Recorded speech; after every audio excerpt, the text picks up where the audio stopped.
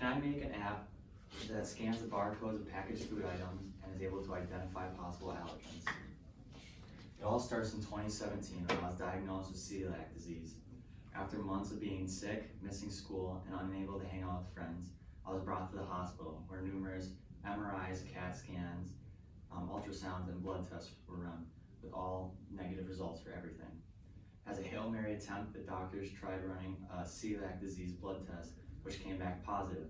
As procedure calls, I had a scope performed a week later, which also confirmed the previous diagnosis. The months following my diagnosis, it was hard for my family to find gluten-free food that was safe for me to eat, as well as with a variety. Because of this, my dad and I went to numerous church meetings and hospital meetings on dietary awareness. There, we learned that over 32 million Americans have some sort of food allergy, and this doesn't even include intolerances.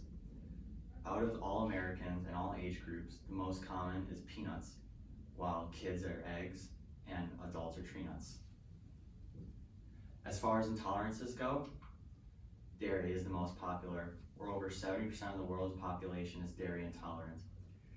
As far as adults go, 48% of North Americans, 90 to 100% of Asians, 50% of South Americans, 50 to 60% of Africans, as well as 48% of Europeans and 15% of Australians. As in these meetings, we also learned about scannable food apps, like the one behind me. This is the gluten-free scanner app, which uses your phone's phone camera feature to scan the barcodes of packaged foods. And if the food is in their database, it brings up their information where it tells you if it contains, may contain, or does not contain gluten. This one does not contain gluten, so it shows the gluten-free feature. This app boasts that it has over 500,000 and growing products in its database, but that's been the same for the last 4 years and is a common occurrence in scannable food apps, like Swift Food Labels, Spoonful, and Fig. Most of these apps don't update, and when they do, they often mislabel or misinform the users by putting up wrong pictures as well as the wrong brand and description. Recently, the gluten-free scanner app added this leave feedback feature, which sounds great, so the user can fact check the product and tell the company what else they want to see on their app. But in my experience, this feature hasn't been used, and I've gotten sick a few times because of it. So, what needs to be changed? After going through a bunch of these apps and seeing what I like and what I don't, I came up with a list. First, the app needs to be user-friendly. It can't jumble the user with extra information, words, features, or captions. It has to be straight to the point. Next, there can't be a one-size-all-fits feature. The app needs to be user-specific as well as only contain information pertinent to your food allergy, so you don't get bogged down in all the information. And finally, there needs to be user inputs. This allows the app to grow exponentially, as well as if the users can leave feedback, fact-check everything, and make sure that everyone is safe when eating out and food is on the app. So, I found a gap in the market, and what did I do? I jumped on it. Without any coding experience, I needed to find a code language that worked best with my project. After downloading Code Inspector onto my laptop and plugging my phone into it, I found out that big name apps like Facebook, Instagram, WhatsApp, and Lyft all use Swift, Apple's programming UI system. This is amazing because it's used on all iOS and Mac devices, where my intended market is. Swift is also a fun and easy programming language to learn, and with applications like Swift Playgrounds, which I used to learn how to code, this challenge did not seem as daunting as I initially thought. But just like learning any language, it takes time, and this is no easy task. Especially with my dyslexia, I had a hard time figuring out if this was going to be even feasible, but I managed. After I became confident with my programming skills, I downloaded Xcode, a programmable software that allows the user to make apps with any code or instructions that they put in themselves. After months of trial and error, I was able to come up with an app with 2 buttons that bring you to a blank page without crashing the whole application in my laptop. This seemed great and all, but that's not a usable app. That's just a little game that you can play, clicking back and forth. So I realized I need to go and reach out to outside producers, and the big global market. Once I found 2 companies that would specialize in creating apps that fit my need, I reached out. The first of which is TopToll, with customers like Motorola, Spotify, Duolingo, and Gucci. They seem like the perfect fit. On my call, I met with a software engineer, project manager, as well as a product designer who would help me design, build, and manage my future project. Through this, I learned that they predicted it would cost me $50 to $150 per hour, as well as a minimum of 80 hours. So that could be around $5,600 for a high school project. No way. And with that, they told me that I would get a finished app, fully complete, but if there were any bugs or updates that needed to be made, that would be on me. So I told them I couldn't work with them. The next group I found was DevTeam. DevTeam works with customers like Airbus, Disney, and NEC. On their call, I met with a software engineer, research analyst, and a project manager, who each loved my project and were enthusiastic on the call, unlike my other one with TopToll. There, they explained that it would take them around 3 weeks, or $2,000 for me, to make a prototype. After that, we would spend months with trial and error, figuring out what needs to be added and what needs to be fixed. After that, it would cost me $50,000 to $150,000 and 6 to 8 months for a finished product. And this is after all the research and all the things that need to be fixed were found. Of course, I told them I couldn't do this because this is a high school research project and I don't want to pay for 1 year of college for a research project that could go nowhere. So I told them I couldn't work with them, but they liked my ambition, so they scheduled another call. At that call, each team member broke down what their role on the team is and how I could improve on that myself. So pretty much they told me how to do their job for free, and I took advantage of that.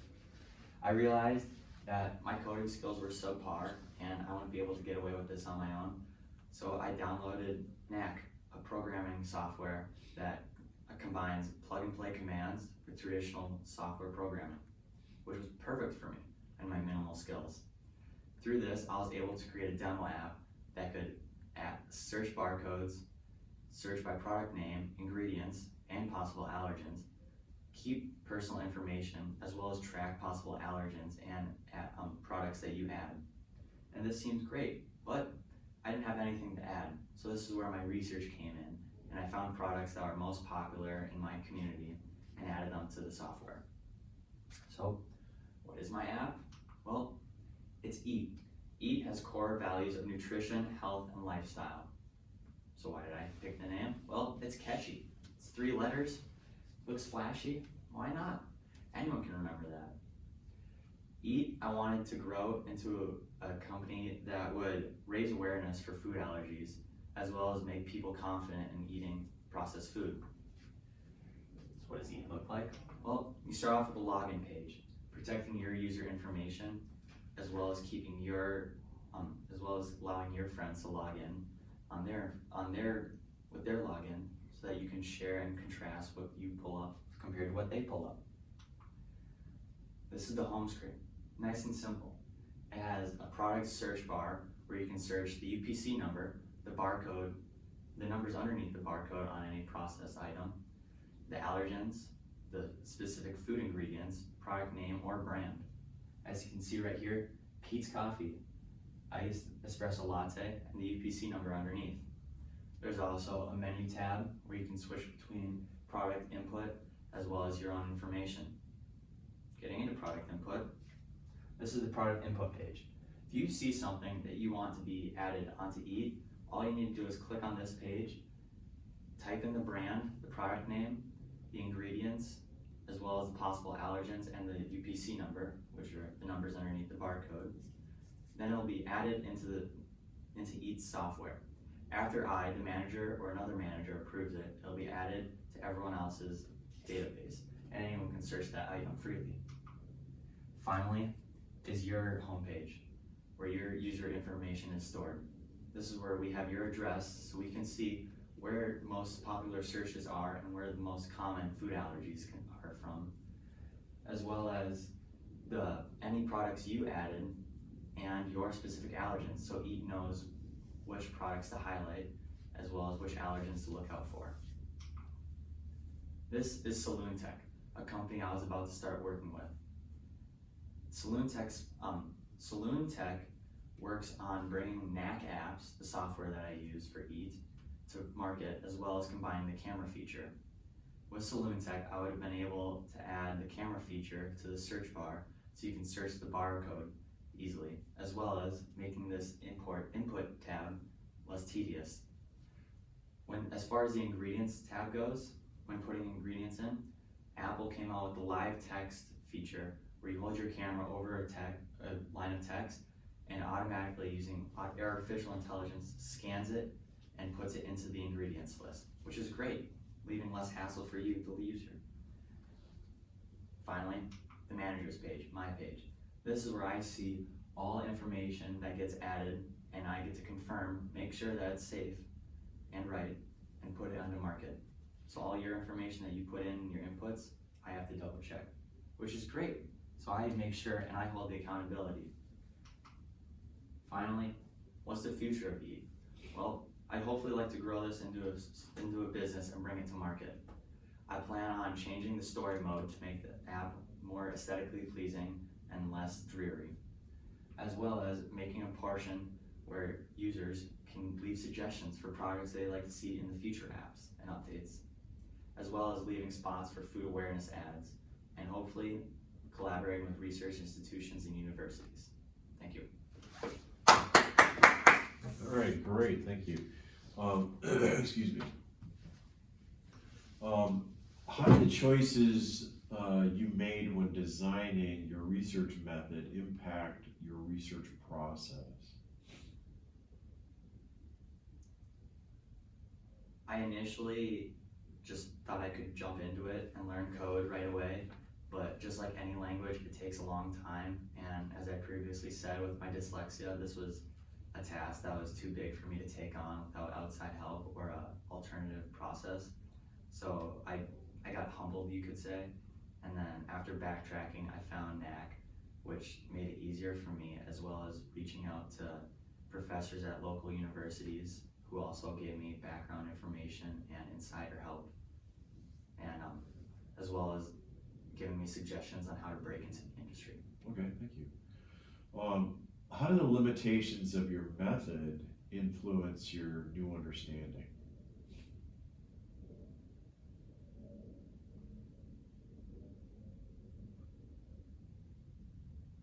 The limitations of my method were my lack of programming skill, as well as my lack of intelligence on the market of programming apps and app development. So that hindered me initially at the start, but after reaching out with teams like groups like DevTeam, they broke down how I could reach into the market, as well as make my app and my project as successful as possible. Okay, thank you. How did you handle the uncertainty of the research process? As far as my project goes, as long as I was confident that I could make something that was able to search barcodes or the UPC number and pull up food, I felt truly confident, because this is, like I said, no easy task, but I was confident and passionate about what I could do and determined to spend as much time as needed on it. So truly, it just came down to my determination and my time and effort that I put into it. Okay, thank you.